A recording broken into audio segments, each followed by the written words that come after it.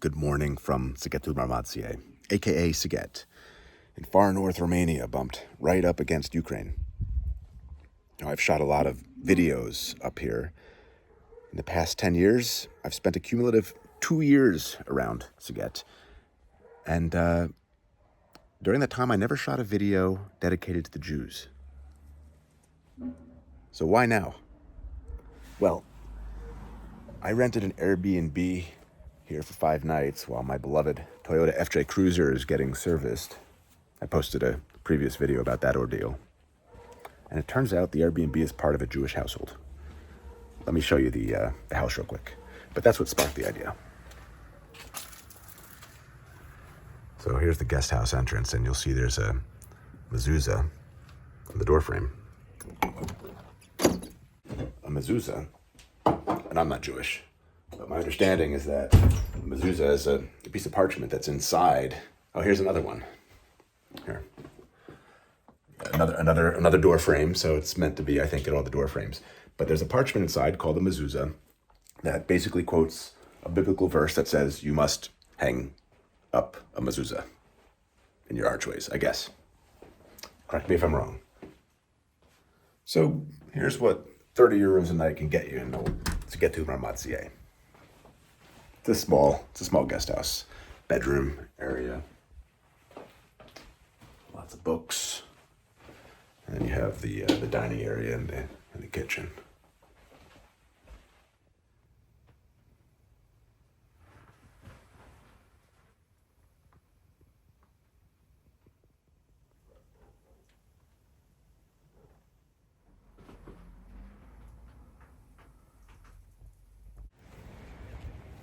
So in this video, I'll basically be walking around the streets of Sighet looking for traces of its Jewish history. I'm passing by the Jewish cemetery right now. I'll try to get into there later.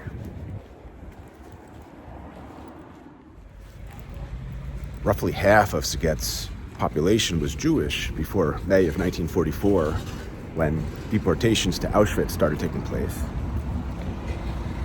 You may have heard of a book called Night by Elie Wiesel, arguably Sighet's most prominent Jewish figure. And it was about his experience at Auschwitz and another concentration camp, Buchenwald. He was born and raised here in Sighet, and I'm headed now to his birth house, which has been converted to a Jewish museum. I haven't been there yet. Yeah, when I was here, it always seemed to be closed, but I spoke with the curator, and she's waiting for me. So this Holocaust survivor, Elie Wiesel, ultimately ended up in America after the war. And he became an author and a professor, political activist. He authored 57 books. So he lived here in Sighet until the age of 16, when he and his entire family, along with the rest of the Jewish population, was deported to Auschwitz between May 16th and May 22nd, 1944.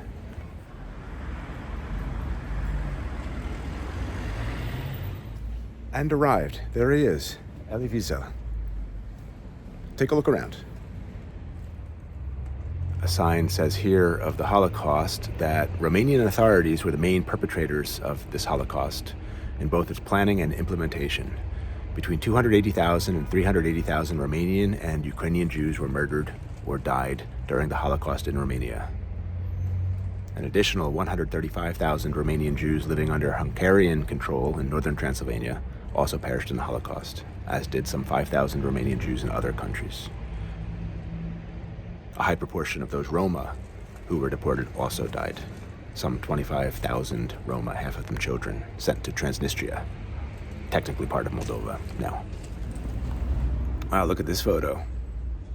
Members of the Jewish community of Sighet in front of a wooden synagogue. This picture is of a deserted street in the Sighet ghetto soon after the deportation of the Jews. The Sighet ghetto was established in 4 streets. So this house is set up to show you what a typical Jewish house might look like pre-World War II. The family belongings were still inside, except for the portrait of his rabbi was replaced by a cross. So, but I've met Jewish and non-Jewish families who lived in this house. You must know that in 1949 there was a law that all the businesses became the property of the state. So the houses that were not were deserted. I mean, were deserted not intentionally, but Jews were deported and never returned. So those houses became the property of the state, and this house was in that category.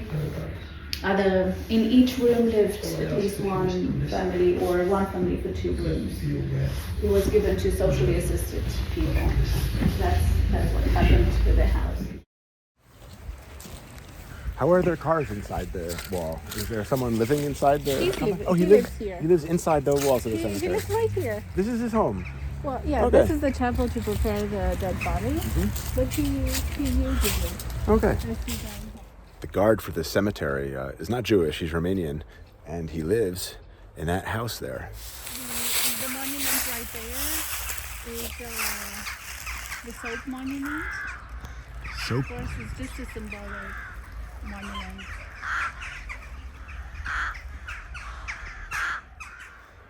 This is the soap monument. Alina told me it was a memorial to those Jews who were killed and then converted into soap by the Nazis.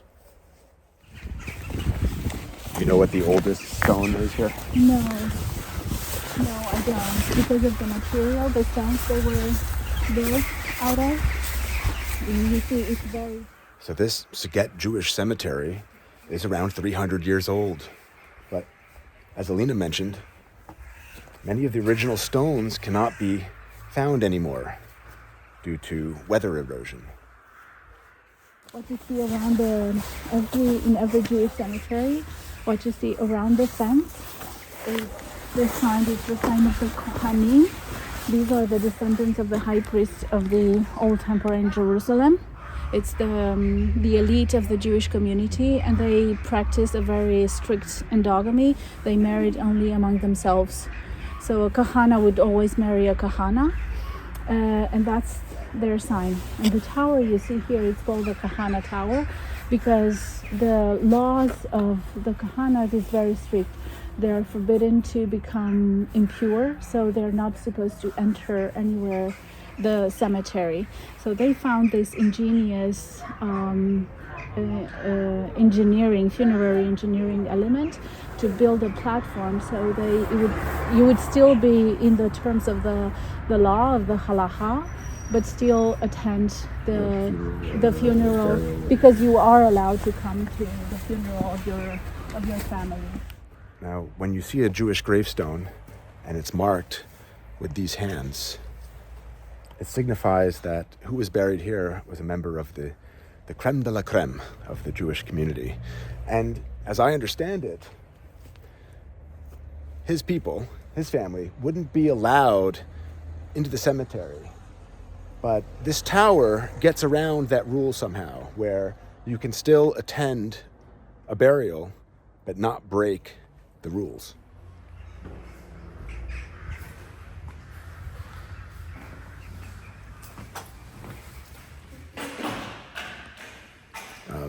This building is the wives and the family members of the Teitelbaums. The Teitelbaums. That's the most important rabbi of Satmar dynasty. Yes. That's good. And he was born here. Yes, he was born here in Sighet. And if you make a wish here, and if you believe in it, it comes true. Right? Yes. Congratulations. Yes, thank you.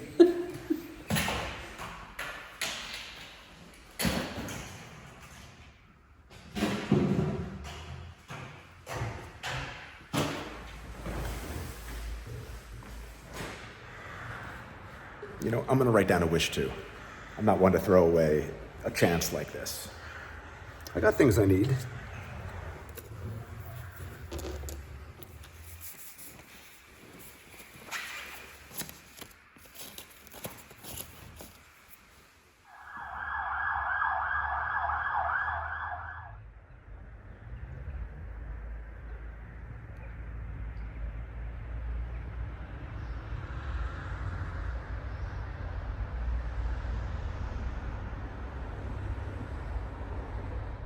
You can see here what are likely some of the older stones in the cemetery, but the writing has been entirely wiped off.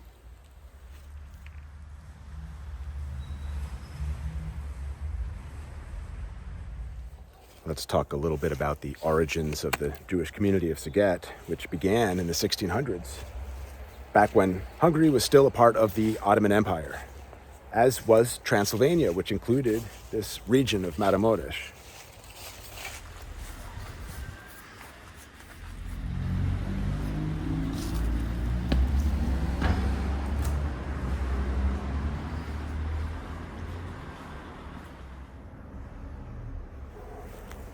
The settlement of the Jews intensified during the 1700s and 1800s, with most of them immigrating from neighboring Galicia, a region that is now a part of western Ukraine and southeastern Poland. And this was during the harsh economic conditions and a wave of anti-Semitism. Sighet, the county seat, soon became the religious and cultural center for all the Jews in Maramureș. In the mid-1870s, the Orthodox Jewish community here published 2 Hebrew newspapers. This was a first in all of Hungary. By the end of the 1800s, the number of Jews in Sighet reached 7,000, which made up a third of the population of Sighet. This boosted the economy, and during the turn of the century, another dozen newspapers were published, accommodating the needs of the community. The newspaper industry, both for non-Jews and Jews, was soon dominated by Jews. Printers, publishers, editors, journalists. Sighet became known as a printing center for religious books. And by 1920, 11,000 Jews made up almost half of the population of this town.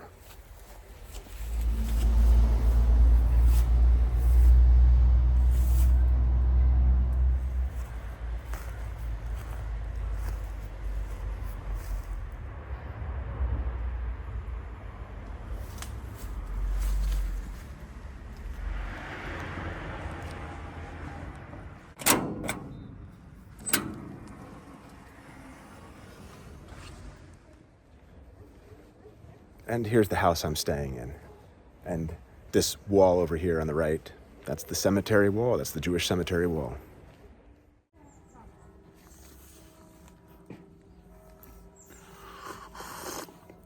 Today, the plan is to look at some synagogues in town. The Great Synagogue of Sighet was the largest in the city, and it once stood here. It was built in 1778 and rebuilt in 1836, and ultimately set on fire by the retreating Nazis after they used it as a detention center for some 140 Jews. Around 2,300 Jews returned to Sighet following the liberation in 1945. All of them came home to look for relatives. Unfortunately, not many were united with their families. Some started new families, and others left to Israel to start a new life. However, before leaving, a large group decided to erect this enormous monument in 1948 at the exact location where the Great Synagogue once stood. Now, right next to the monument is a brand new synagogue. The first Orthodox synagogue to be built in Europe after 1940, and one of the largest in Eastern Europe. It was inaugurated on November 5th, 2021. It's a place of worship for the ultra-Orthodox Hasidic dynasty Satmar. And this synagogue was built exclusively from the funds of the Satmar Hasidic community in New York. But let's back up. Satmar is a group in Hasidic Judaism founded in 1905 by Grand Rabbi Joel Teitelbaum. You know that name from the cemetery yesterday in the room where we were making the wish. And he founded it in a city nearby called in Yiddish Satmar, now Satu Mare in Romania.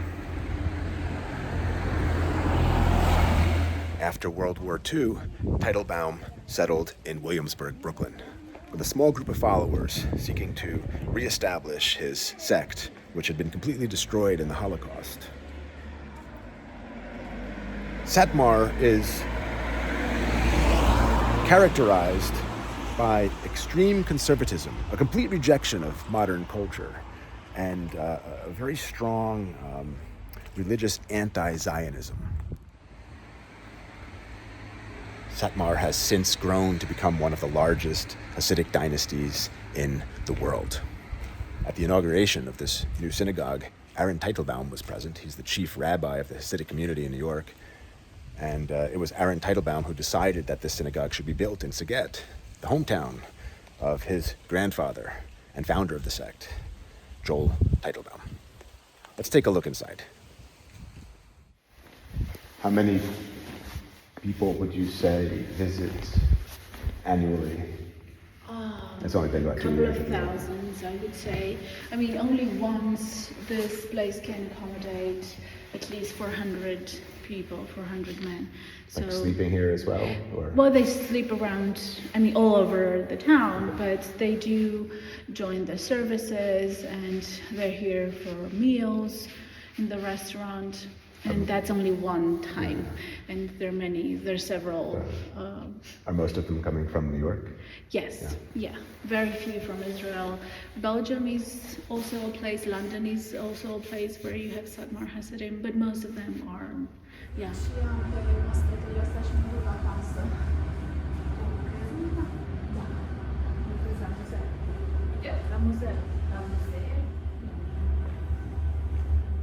I don't know the word in English to cut your nails. What's the nail clipper? I was going to show you another synagogue or two, but I just got word that there's some home cooking going on. Roulada, my favorite meal by Tsutsi. Stay tuned.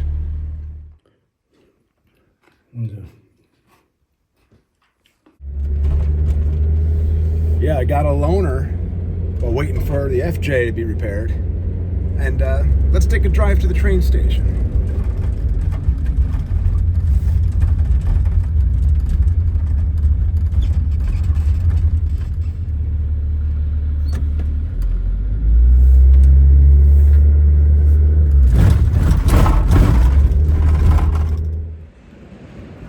This is Sighet's main train station, from which tens of thousands of Jews were deported during the Holocaust.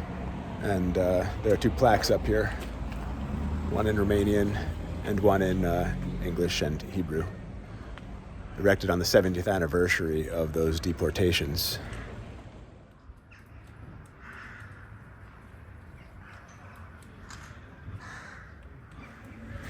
And let's take a look inside.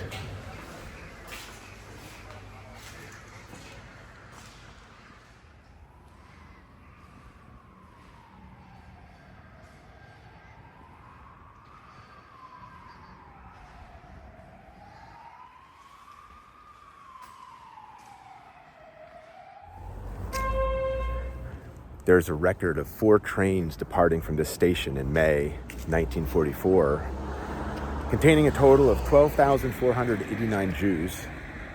The train took them to Kasa, now Košice, Slovakia, where the Jews were handed over to the Germans by the Hungarians.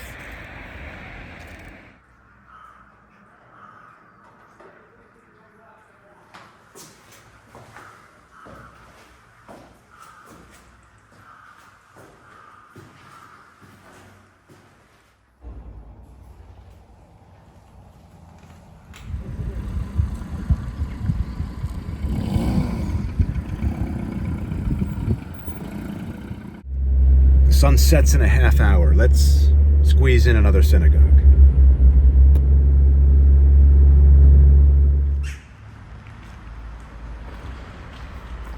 The Jewish community of pre-World War II Sighet had many synagogues and shtebels. It's a small synagogue next to a home. And about a dozen large synagogues serving the many religious denominations of the city.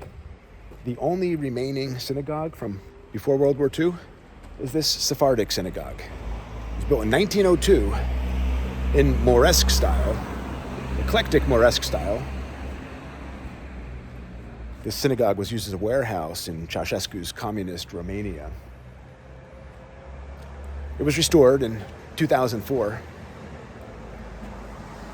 Alina was telling me a funny story yesterday that, when Jews from New York come visit Sighet, this is before the Satmar synagogue was completed, some of them would visit this synagogue and pray, and that was a big no-no.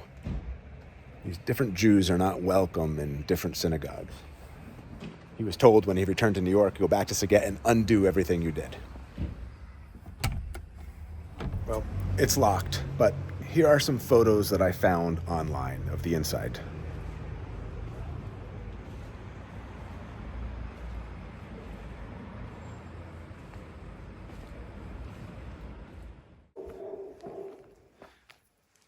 Are you a Jewish dog? You want to get into the Jewish cemetery?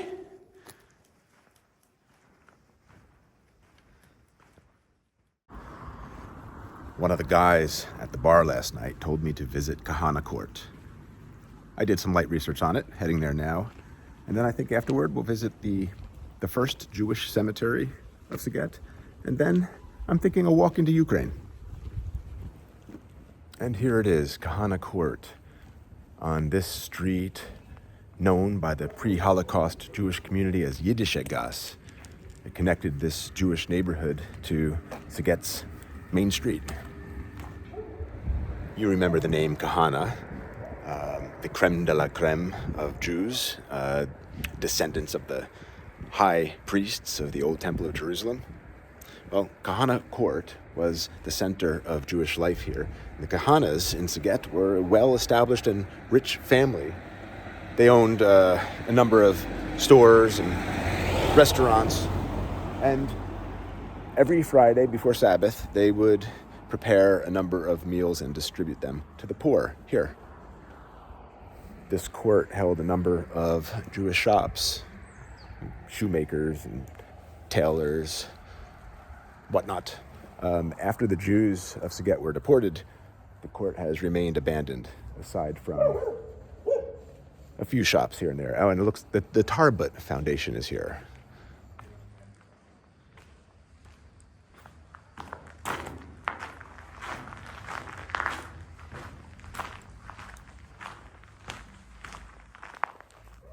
This court was used for evening cultural programs, and there was a Jewish girls' school here as well. Most of the Jewish craftsmen had their shops here. And now we're coming up to the main street in town.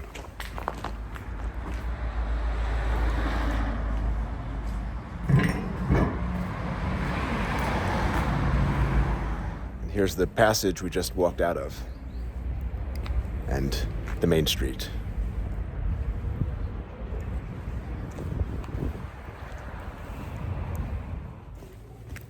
Walking now to the first Jewish cemetery of Sighet. The first Jewish cemetery of Sighet, the oldest Jewish cemetery of Sighet, is behind this iron.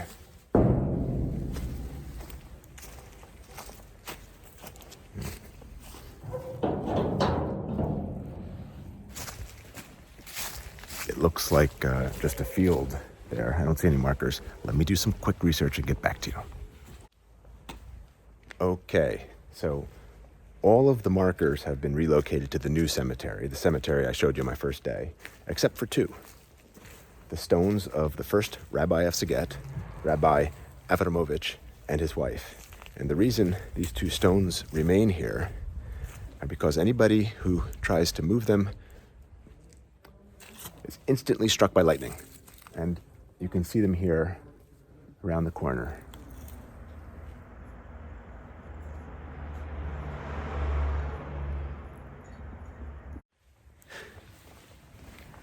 Let's take a walk into Ukraine, shall we? It's 15 minutes from here, might as well. And we'll explore some of the Jewish history there. The town across the Tisa River is called Solotvyno in Ukrainian, Slatina in Romanian, and Slatina and Sighet shared quite a few countries together. In fact, Slatina is majority Romanian. And here's the border. Shouldn't take more than 4 minutes to get through the immigration checkpoints.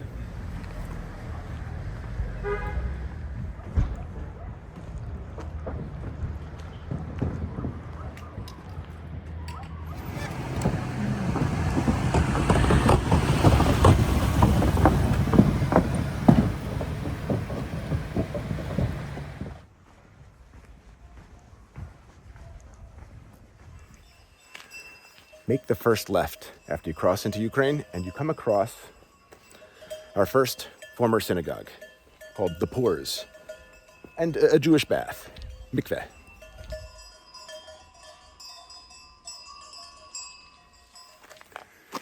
I'm thinking the best way to introduce this small town of roughly 8,000 people to you is to tell you the story of its most famous son, Jan Ludwig Hyman Benjamin Hoch. Jan Ludwig was born in this small town to a poor, Yiddish-speaking Orthodox Jewish family in 1923, back when Slatina was part of Czechoslovakia. Only 5 years prior to his birth, this town and Sighet across the Tisza had been a part of Austria-Hungary. 16 years after Jan's birth, this area was annexed by Hungary, 1939.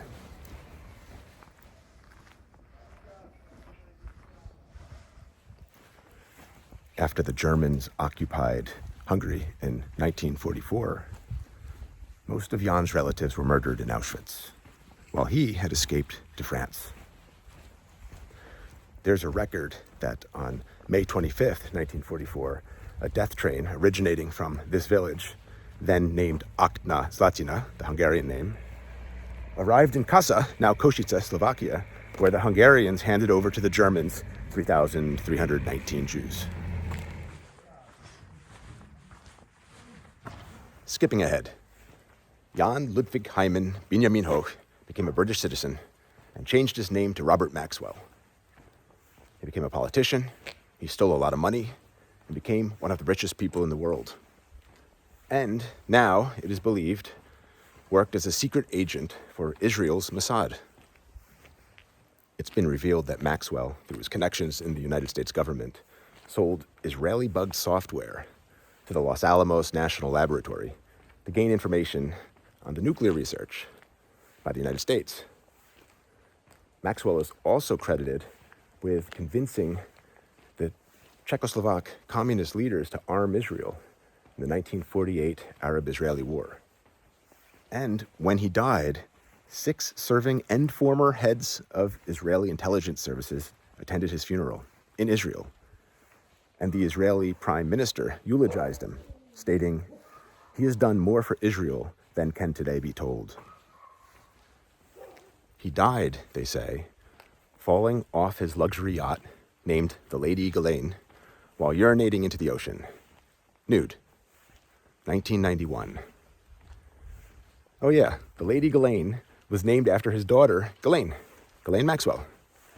The same Ghislaine Maxwell who helped Jeffrey Epstein abuse over 500 victims, perhaps in the name of developing blackmail material on people of influence. Anyway, Ghislaine says her dad was murdered. And here we come to our next stop.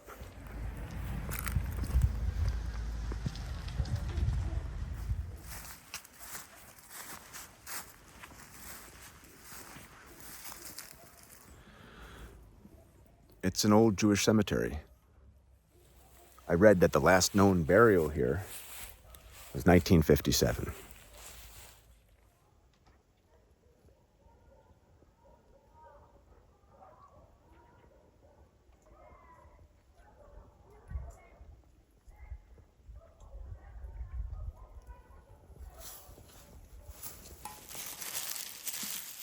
And it's locked. But, let's walk around it.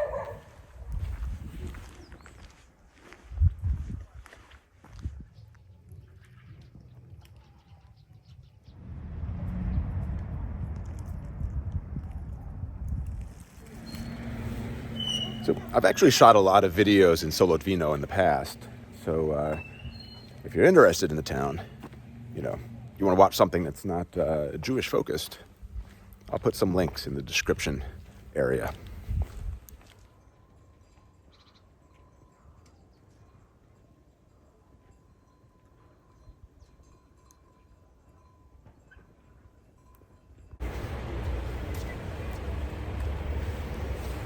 Got my lemon ginger jam and 2 Lviv Christmas beers. Okay, let's call that a day in Ukraine. It's a 10-minute walk back to Sighet in Romania.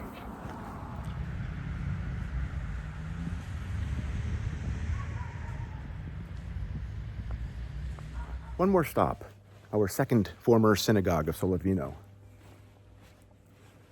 Until recently, this was operating as a bakery.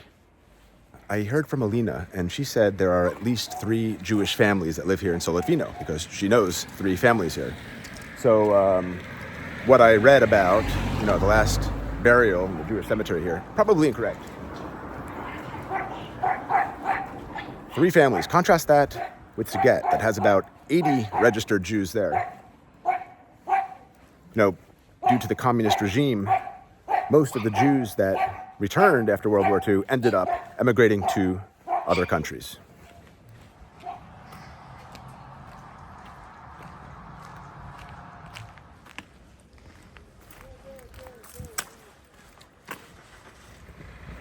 Great. A pedestrian line to get back into Romania.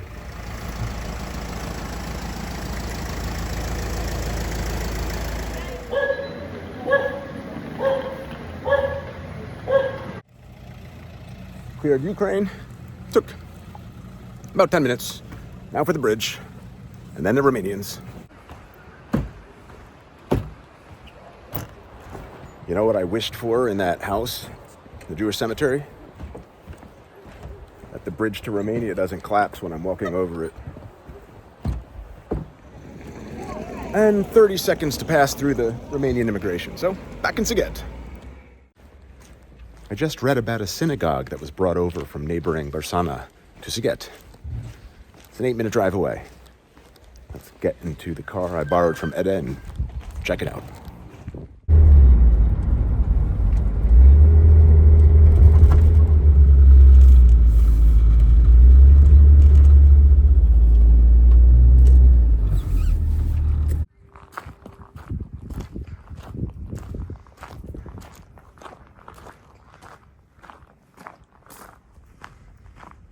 Here's the synagogue. It was brought from Barsana.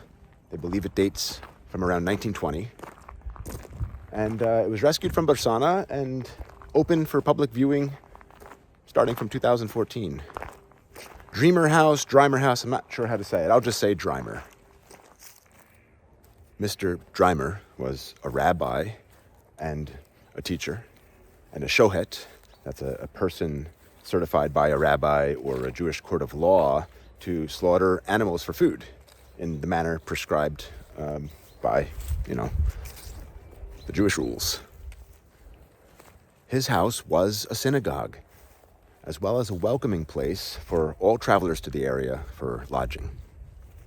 This house/synagogue has been preserved exactly as it was, and Rabbi Drimer lived here until he was deported to Auschwitz in 1944. And it's locked. Let me get someone from the museum to open it up for me, and then I'll just give you a silent tour of the inside.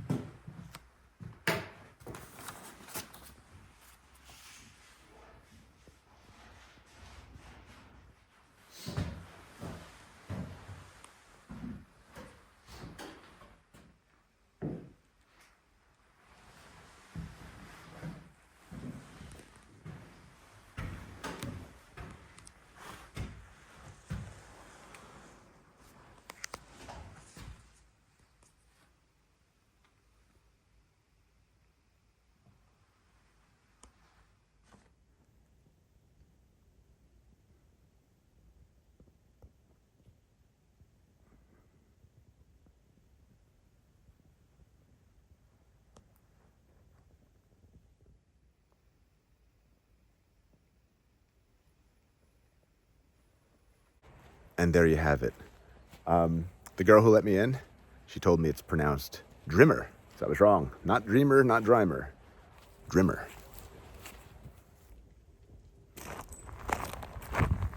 I'd been here before, but never knew to look for the synagogue. That was special. And can I just commend myself? I really timed this Jewish history tour perfectly. I just showed you the last thing that I'm aware of to show you here, and my mechanic Ed just wrote that he finished working on my Toyota FJ Cruiser. So I'm going to return his car, pick up my SUV, and get out of here. Hope you enjoyed the video. See you in the next one.